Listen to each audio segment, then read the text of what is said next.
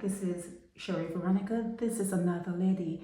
I think her name here is Roanne Mohammed. She's on TikTok, but she's telling about her experience in Barbados, almost being abducted by a Nigerian. So I guess you can listen to her and try to figure it out and make your comments, but this is something else you have to worry about as females, as young females going to school. She's even talking about what's happening on the beach with in the open with that. Well, just listen to her, okay? Just listen to her. When I first moved to Barbados, I was almost abducted by this Nigerian man. And I'm going to try to keep this story brief, but there was just so much going on. I know somebody's going to be like, oh, you have another negative story about Barbados. This isn't even about Barbados. This is about the vulnerability of young women when people realize that they are vulnerable and that they are alone. I first moved to Barbados to study at UWKFL. The day of orientation, I was taking a shortcut to go to my house, which was in West Terrace. I broke my kneecap, so immediately I was on crutches for the entire semester. If you went to UWE with me at that time, you know that I was a girl with the crutches. The first BLM of the semester, I didn't know how the public transportation system in Barbados ran. It was like 9 p.m. and I was waiting in West Terrace for a ZR. After I'd been waiting for like an hour maybe, the car stopped. It was this Nigerian man. He said, you're waiting for a ZR now? You're not going to get any ZR, but you're going to UWE? I'm going there too. I'm a student, a med student. He introduced himself as Kenny. I do not recommend that you get into a car with strange men. It is not safe, but I did it because I was being stupid. I get in the car. The man immediately is flirtatious. He was asking for my number. I told him I didn't have a phone. We get to UWE and the doors are locked. I couldn't unlock the door. He's like, this place is looking dead. We could have much more fun together if you come with me. He speeds off. This is my first time in Barbados. I'd been there for a couple of days at this point. I didn't know where we were going. Now I know that he drove all the way to St. Lawrence Gap from Cave Hill. I'm protesting the entire way, begging for him to let me out of the car. The man was in rage.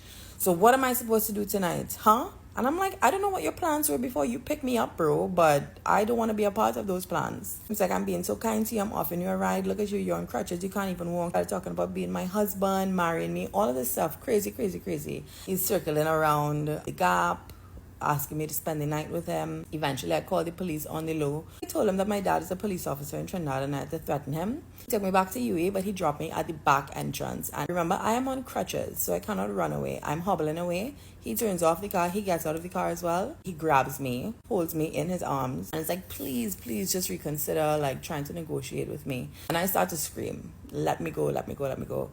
Eventually, a security guard came out of the bushes and kind of chased him. But that's not even the end of the story. For this entire semester, even into the next year, this man stalked me. And not just me, a friend of mine as well. I would be walking home and he would pull up next to me in his car. Get in the car. I had to move on campus eventually because I felt unsafe living off campus with this man stalking me. I would come out of class, he's there.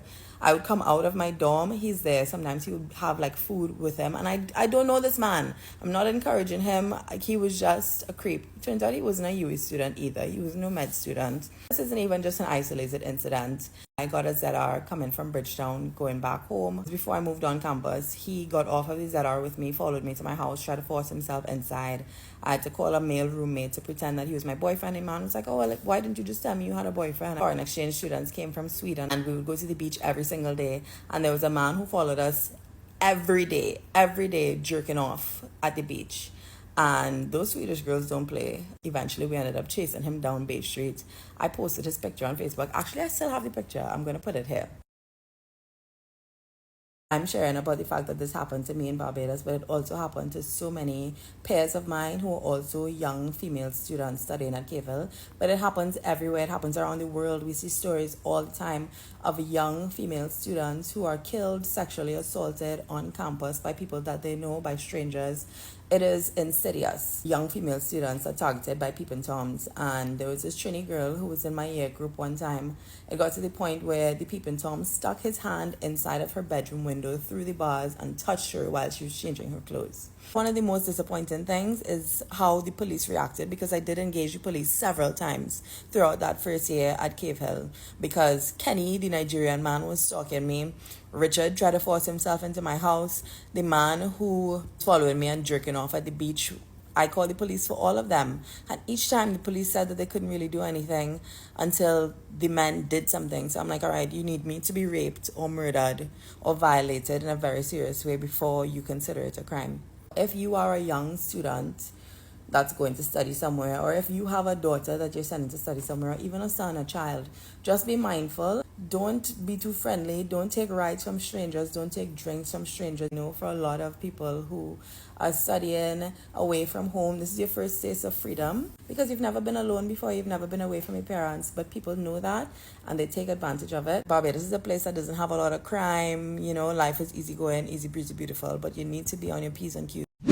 Help me spread the word about Naked Departure via social media. Subscribe and share to show support and love for our channels.